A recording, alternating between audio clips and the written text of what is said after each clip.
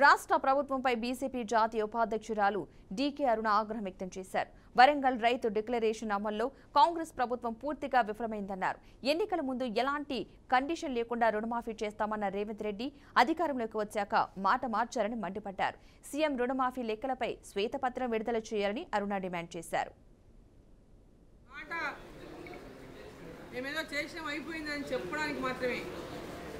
Hype create చేయడానికి మాత్రమే అయిపోయింది. మేము ఇంత పెద్ద మాఫీ చేసినటువంటి మాట చెప్తున్నారు తప్ప ఈరోజు రైతు బంధు లేదు, 2500 రూపాయలు మహిళలకు ఇచ్చినటువంటి హామీ లేదు, నిరుద్యోగ భృతి 4000 లేదు, 2000 పెన్షన్ 4000 చేస్తామని ఇప్పటిదాకా 2000 పెన్షన్ 4000 ఎవరు చేసింది లేదు, అందించింది లేదు. డిగ్రీ చేస్తున్నటువంటి అమ్మాయిలకు స్కూటీలు ఇస్తామని స్కూటీలు ఇప్పటిదాకా ఎక్కడ కూడా ఒక స్కూటీ ఇవ్వలేదు. ఎవరైతే హైయర్ ఎడ్యుకేషన్ కోసం ఎడ్యుకేషన్ లోన్ తీసుకుంటే 5 లక్షల రూపాయలు ఎలాంటి గ్యారెంటీ లేకుండా లోన్లు బ్యాంకులకి ఇస్తామన్నారు, అది ఇప్పటిదాకా ఎక్కడ లేదు. ఇప్పుడు మొత్తం పెద్ద కొత్త డ్రామా మొదలుపెట్టిండ్రు, బీఆర్ఎస్ బీజేపీ కలుస్తున్నాయి అని.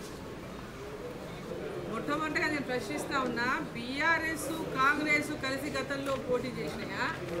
ఇప్పుడు బీఆర్ఎస్గా పిలువబడే టీఆర్ఎస్ పార్టీ కాంగ్రెస్ పార్టీ గతంలో కలిసి పోటీ చేసినాయా? ఎప్పుడైనా బీజేపీతో కలిసి టీఆర్ఎస్ పార్టీ పోటీ చేసిందా? లేదా బీజేపీ